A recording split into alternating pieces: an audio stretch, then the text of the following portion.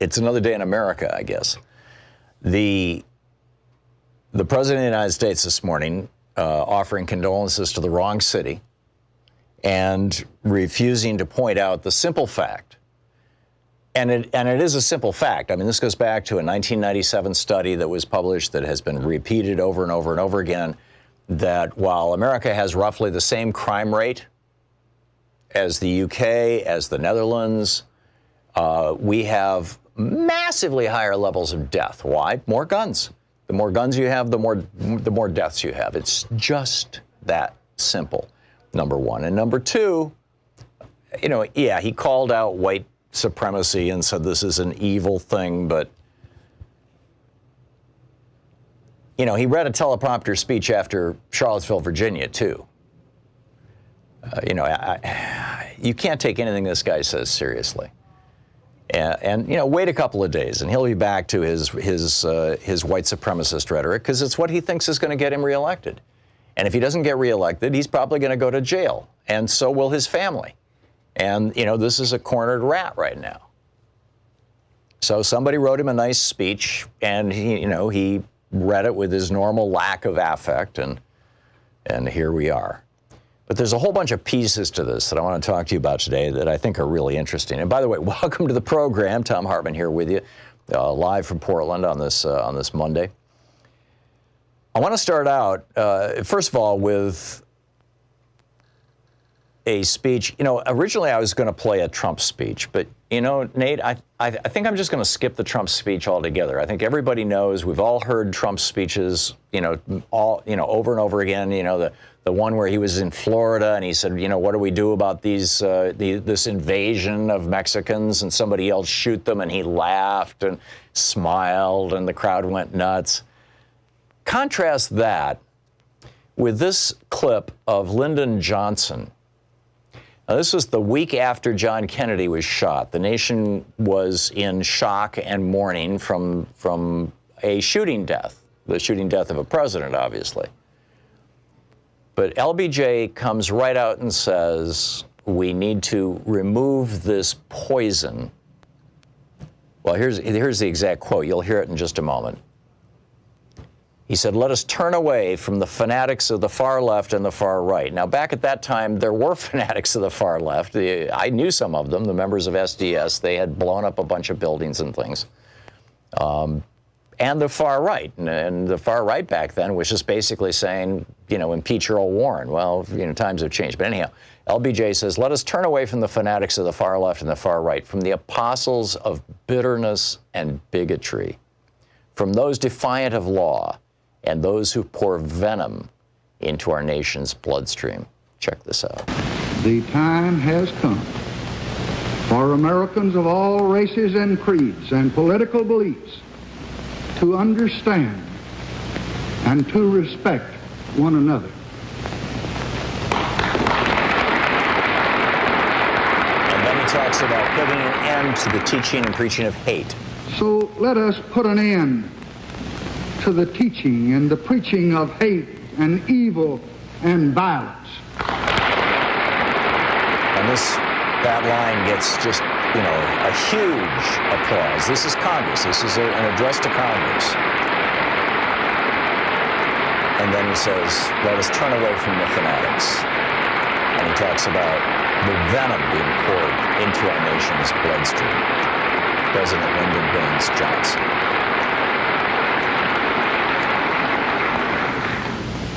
Let us turn away from the fanatics of the far left and the far right, from the apostles of bitterness and bigotry, from those defiant of law, and those who pour venom into our nation's bloodstream. There you go. And of course, there's a big applause after that too. And I mean, that's and by the way, within 2 years of his having said that, he had passed the Civil Rights Act and the Voting Rights Act. In other words, he put these things into policy. Trump giving a speech, you know, spare me. Donald Trump has now been directly cited as the motivation for 61 murders. Now, this was actually, I guess it's now, it must be 91 murders. 91 murders and 5 terrorist plots in the United States.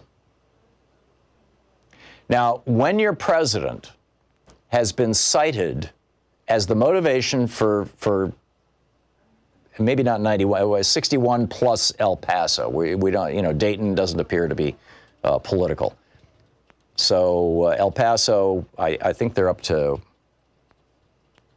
another person just died in El Paso. Maybe it's 22, whatever it is. But in any case, so you got roughly 80 murders where the murderers have named Trump as part of their inspiration.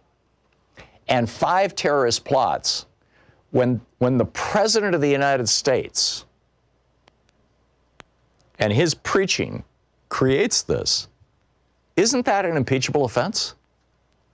Keep in mind, the phrase high crimes and misdemeanors does not mean a violation of the law. It means behaving in a way in public office that is inappropriate to the office. That was the meaning of that phrase at the time it was written into the Constitution. In the New Zealand attack, this guy killed 51 people. And in his manifesto, he said, Trump is a symbol of renewed white identity and common purpose. The Coast Guard shooter, he didn't get a chance to actually act out his entire plan. But, this is from the mavenroundtable.io. The self-proclaimed white nationalist and skinhead had a list of intended targets, which included, among others, House Speaker Nancy Pelosi, Representatives Alexandria Ocasio-Cortez and Maxine Waters, Senator Richard Blumenthal, who he referred to as Sen Blumen Jew, and many of the senators running for president in 2020. End of quote.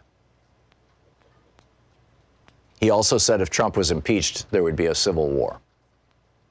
The MAGA bomber, Cesar Sayoc Jr., he was constantly posting photos of himself wearing Make America Great Again caps. He attended the rallies. He drove a van plastered with stickers and photos of Trump and Pence. And he sent pipe bombs to former Vice President Joe Biden, to former Secretary of State Hillary Clinton, to George Soros. He pled guilty to 65 felonies. The Waffle House shooting, the Waffle House shooter Travis Renkin, quote, wanted to set up a meeting with the president, according to authorities. He was arrested in April 2018 after he killed 4 people at a Nashville Waffle House.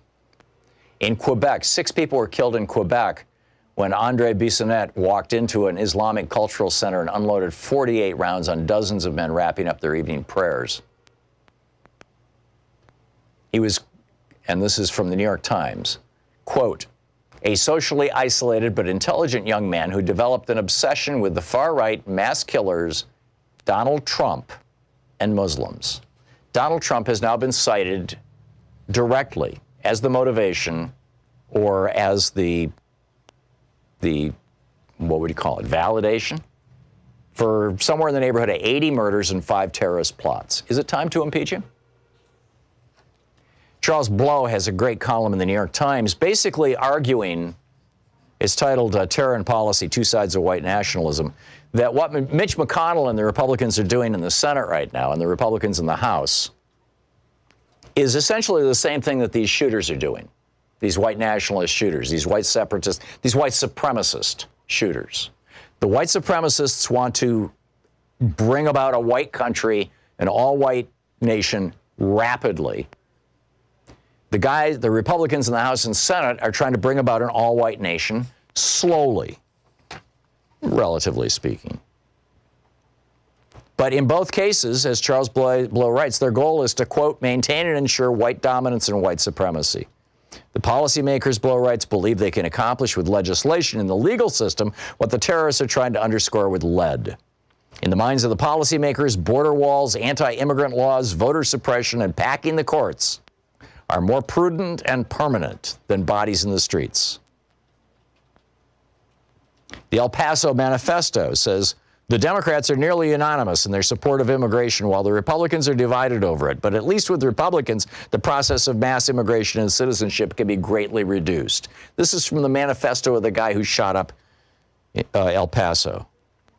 Charles Blow writes, the white nationalist policymakers are annoyed by the terrorists. The terrorists want to do quickly what the policymakers must insist must be done slowly. Meanwhile, Christian Piccolini, a former neo-Nazi, came out and said, I think the manifestos have been very similar since 2009 when James von Brunn walked into the D.C. Holocaust Museum and left a manifesto. They all reference the same conspiracy theories. It's called the Great Replacement, in which whites are being outbred in America. Remember Trump referring to Mexicans as, quote, breeders? The New Zealand massacre, his manifesto cited the Great Replacement.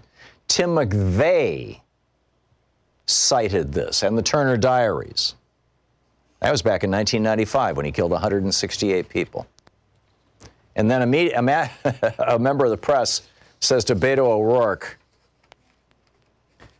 is there anything Donald Trump can do to make this better?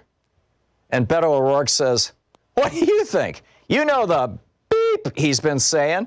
He's been calling Mexican immigrants racists and criminals. I don't know, like members of the press. What the F? Hold on a second. You know, and he goes on. He says, I mean, connect the dots about what we've been doing he's been doing in this country. He's not tolerating racism. He's promoting racism. He's not tolerating violence. He's inciting racism and violence in this country. I just don't know what kind of question that is.